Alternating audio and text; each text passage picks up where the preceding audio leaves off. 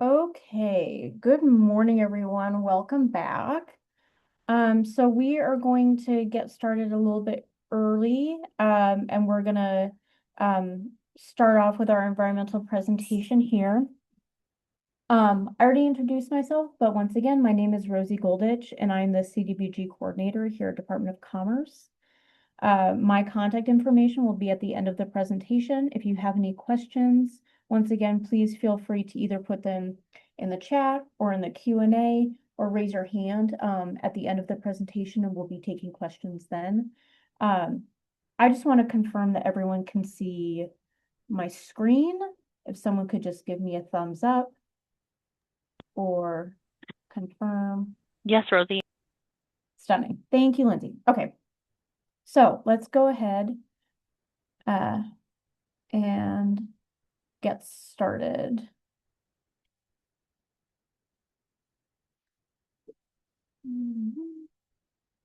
Okay. Here's a quick agenda for us today. First, I'll review the CDBG Grant Administration Manual and Toolkits. We will then review 24 CFR Part 58, which is the Federal Environmental Review Regulation. And then we'll walk through determining the appropriate levels of environmental review for your project and associated tasks with the environmental review. So as has previously been discussed, Commerce did release the updated CDBG Grant Administration Manual and associated toolkit on our website. I'm just going to travel there again.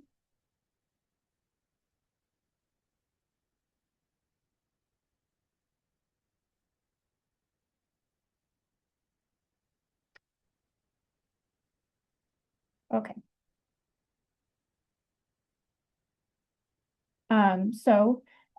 You'll be on the Commerce homepage under Infrastructure and Planning, and then Community Development Block Grant Program. You'll go to the CDBG Grant Administration Manual. And then here you will find the chapters, the environmental review chapter, as well as the environmental review toolkit with a variety of different documents to help you successfully navigate the environmental review.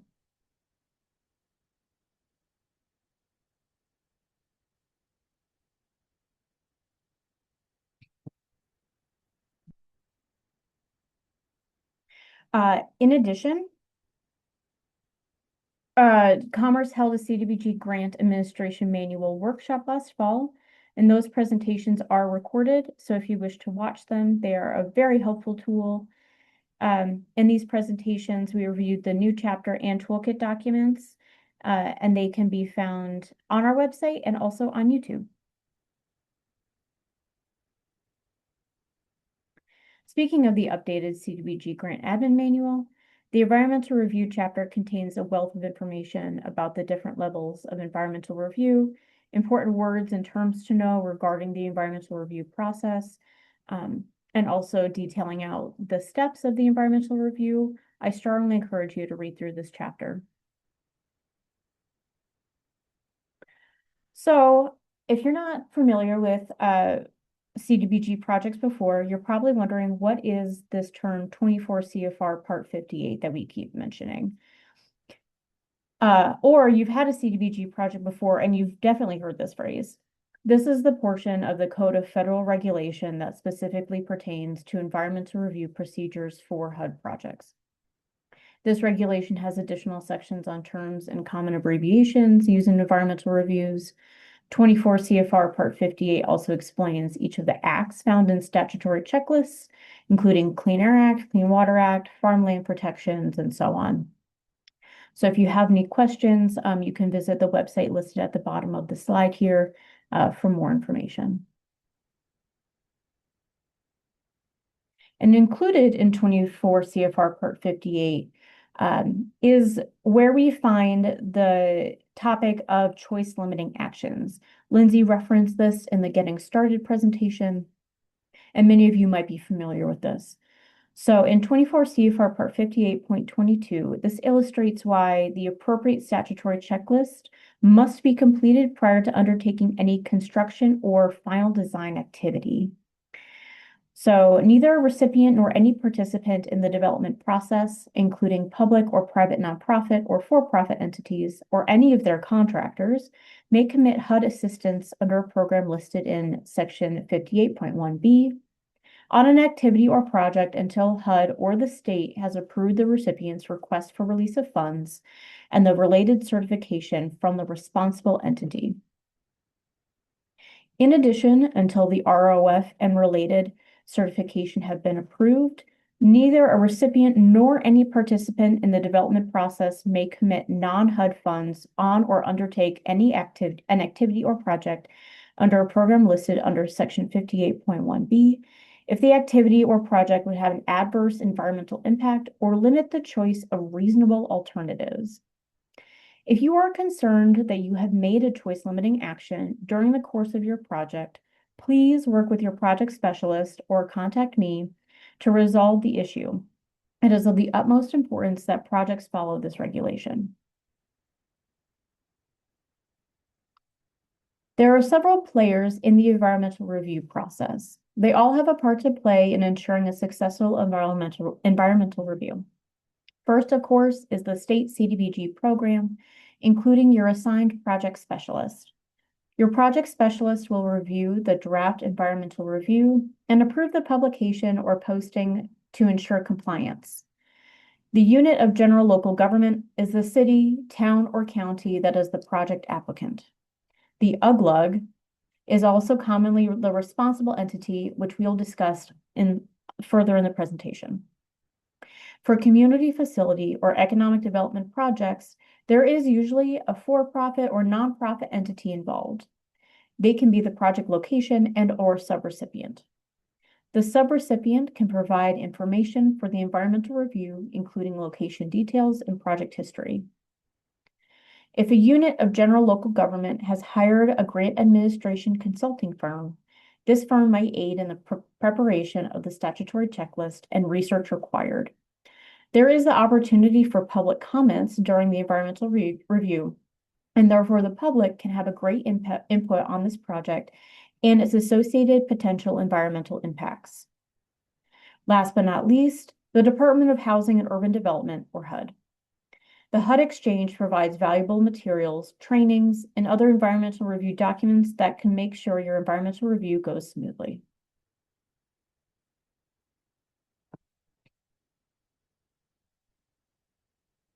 A frequent question that project specialists receive is the difference between the responsible entity and the grant recipient. Sometimes they can be the same, but sometimes they can be different. The responsible entity can be the state, town, county. Can be the city, town, or county that assumes responsibility for the environmental review. The grant recipient can be the city, town, county, or subrecipient that provides the responsible entity with grant information. For example, a county can be the responsible entity and a water sewer district could be the grant recipient. If there is a nonprofit or a for-profit entity involved in the project, they would be considered the subrecipient.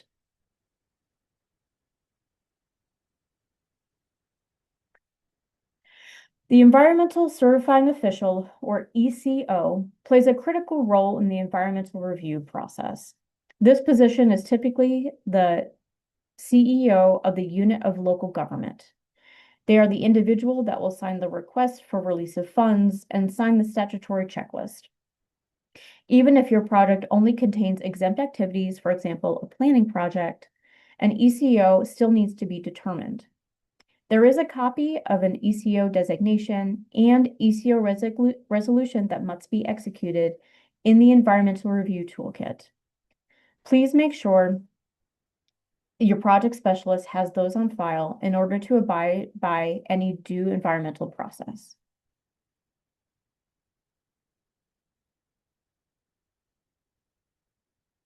Now we will move into determining levels of review. The most important part of determining the appropriate level of review is to confirm with your specialist that you are completing the correct level of review. If the incorrect level of review has been completed without checking with the specialist, a new one must be completed. That can be costly. The level of environmental review is as follows.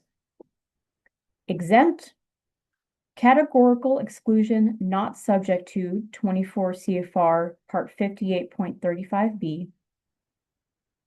Categorical exclusion subject to 24 CFR Part 58.35A.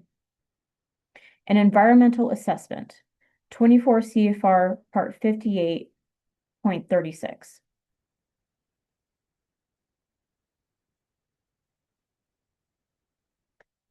Activities exempt from environmental review include environmental studies, for example, soil testing, materials testing like asbestos or radon, site inspections, and grant administration.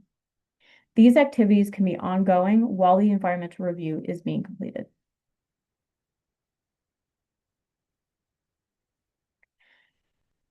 If your project has been determined to be exempt, the project must still complete the categorically excluded, not subject to Section 58.5 statutory checklist and designate an ECO.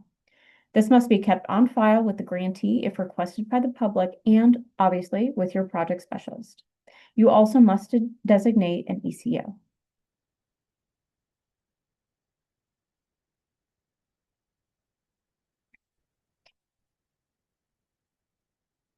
If your project has, these activities that are categorically excluded, not subject to 24 CFR Part 58.35B, include tenant-based rental assistance, operating costs, such as including maintenance, operation, utilities, supplies, staff training, and recruitment, economic development activities not associated with construction, like working capital or equipment purchasing, and activities to assist home buyers.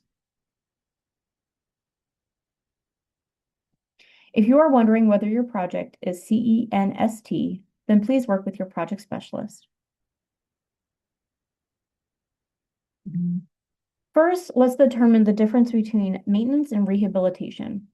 Maintenance, as defined in CFR, is activity to slow or halt deterioration, does not add to its value or adapt to new uses, replacement of individual component parts from wear and tear, and not emergency repairs or rehabilitation.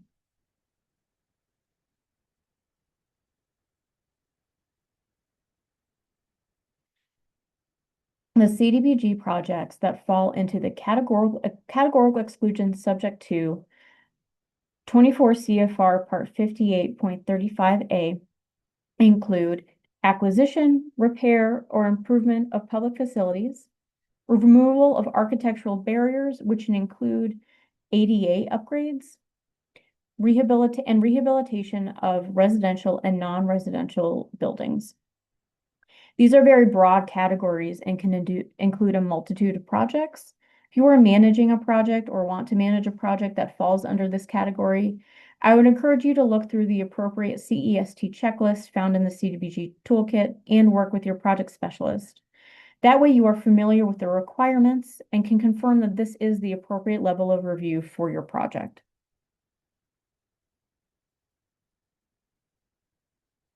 CEST activities also include residential structures of 1 to 4 units, no more than 4 units, and no change in land use, and cannot increase into the wetland or floodplain. Multifamily residential structures, unit density that does not change more than 20%. There is no change in land use, and the cost of rehabilitation is less than 75% of replacement cost after rehab. Also, for commercial, industrial, and public buildings, size and capacity does not increase by more than 20%, and there's no change in land use. It is possible for some CEST projects to convert to exempt. They can only convert where no circumstances require compliance or compliance is already fully met or no mitigation required, and they still must complete the CEST checklist. On the last page of the CEST statutory checklist, please select the first option, which states that this categorically excluded activity or project converts to exempt per 24 CFR Part 58.34A12, because there are no circumstances which require compliance with any of the federal laws and authorities cited at 58.5. Funds may be committed and drawn down after certification of this part for this now exempt project. You can find this document that's shown here on your slide with the additional assistance in highlighted in the Environmental Review Toolkit.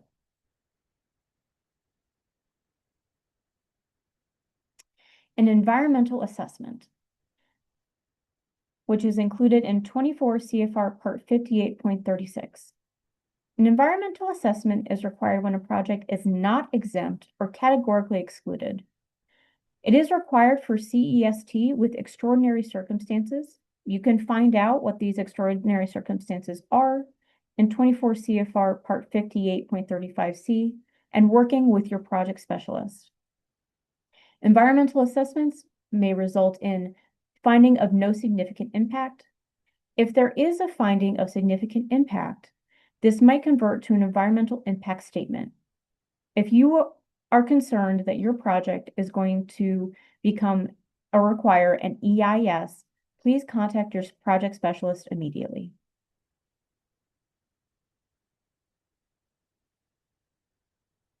In the environmental assessment and environmental review documentation requirements, they are extensive. Please provide source documentation in your environmental review. This source documentation might include maps of the surrounding area of your project location, photographs of the project location, or any flammable materials or explosives, any hazards that you have photographs of, or any dangerous materials found on your project location. The statutory checklist completely filled out, and we'll get to that in a second. Like I said previously, source documentation from federal sources or reliable and verifiable documentation sources. Architectural plans of the building if your project includes rehabilitation of a building or new construction. Proprietary material that is not generally available to the public. An example of this might be soil testing.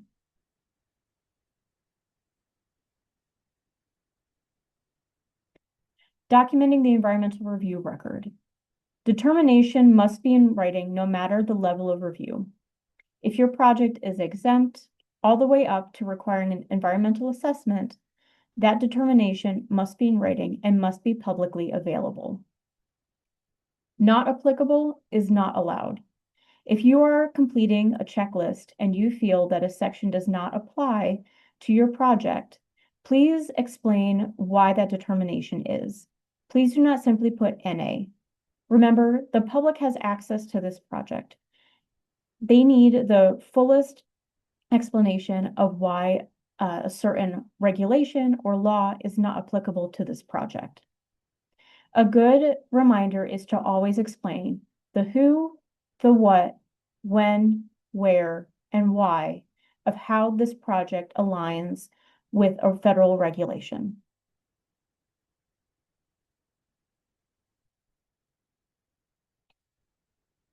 There are public noticing requirements for environmental review. Prior to the public noticing portion of the environmental review, please work with your project specialist in determining the length of noticing requirements to ensure you are meeting with environmental review standards. As you can see here, we have a sample notice of intent to request a release of funds, which must be published or posted. This release of funds, the sample is available in our environmental review toolkit. This notice of intent to request release of funds is required for projects that are CEST that do not convert to exempt. It is required for an environmental assessment. There is a 7-day public comment period if you are publishing it, for example, in a newspaper, and a 10-day public comment period if you are posting it, let's say on several locations throughout town where the public have access to view this document and to view the environmental review if they so wish.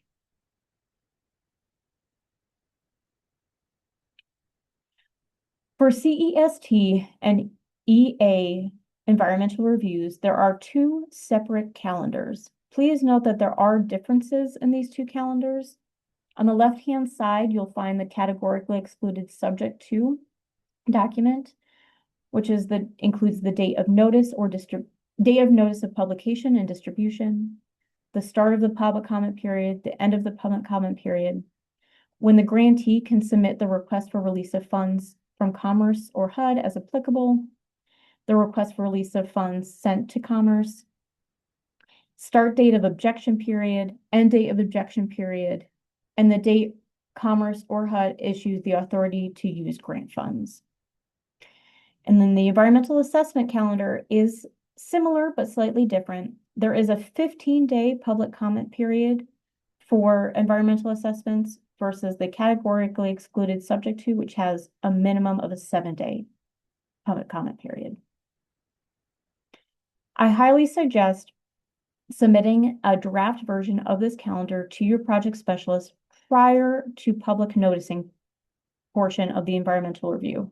This way you can confirm that all environmental review requirements are being met. This is HUD Form 7015.15, which is the request for release of funds and certification. Please complete this project. The responsible entity is the one that completes this document. Please fill out the program title. If you have questions about the HUD or state identification number, please ask your project specialist, or the OMB catalog number. Please include the name and address of the responsible entity, the state agency to receive the request, which is the Department of Commerce, the name and address of recipient, the program activity location, and then a brief program activity and project description. Finally, if the environmental review goes smoothly, then the Commerce will distribute the 7015.16 form, the authority to use grant funds. This is replacing the environmental request for funds letter that was sent at the end of the environmental review previously. After executed and returned from Commerce, and this form has been completed, the grantee can request reimbursement.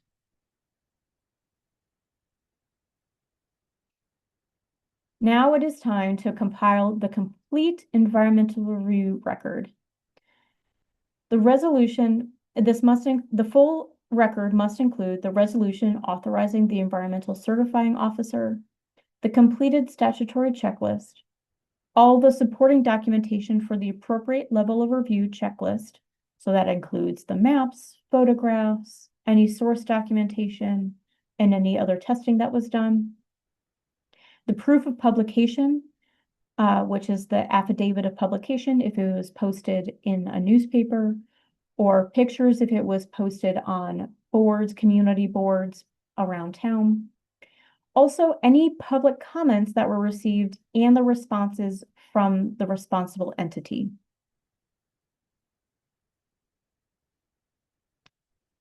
Thank you for joining us this morning to learn more about the environmental review.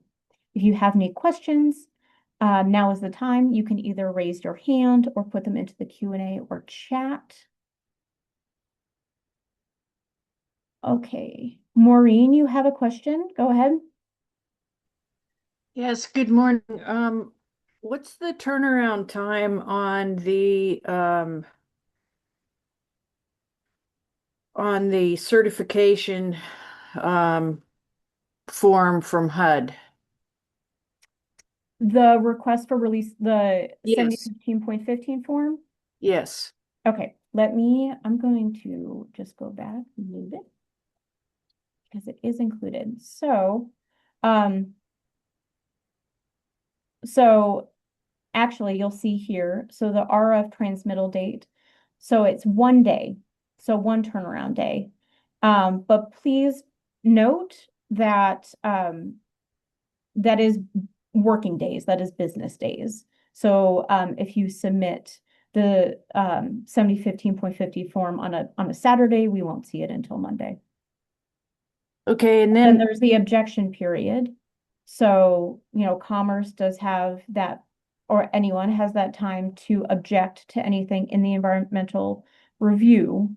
Um, so then it's the 7015.50 form gets submitted, and then the turnaround that Commerce will send to the responsible entity is a 7015.16 form. Okay, and the follow-up on this is if there was an objection, what happens to the schedule then? Yeah, that's a great question. So let's say during that period, an objection is sent, um, then we would need to respond. And it depends on the level of objection. So, if it's a slight concern that we can answer in the documentation of the environmental review versus if someone does not believe the project should be moving forward. Um, so, it really does depend on the level of the objection, I would say. And then final question, Ms. Golditch, I got a little lost on this. These forms that we've just been talking about, they go to our state or they go to DC? They go to the state. Okay, good, good. Okay, I'm a lot happier now. Okay, thank you. Okay. Any way I can help, Maureen. Yeah, thank you. Yeah, of course.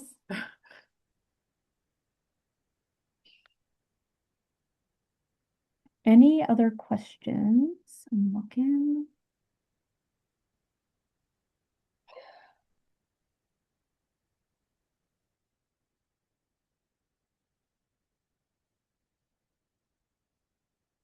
Okay. I'm not seeing any hands up in the chat. Okay. Well, thanks everyone for joining this morning. We did end a little bit early, and so what I'll do is I'll give us a little break, and then at 10, let's say at 10:30, we will continue with the next presentation and the final one of this morning, which is procurement with Matt Blank. So thanks everyone, and I'll see you back at 10:30.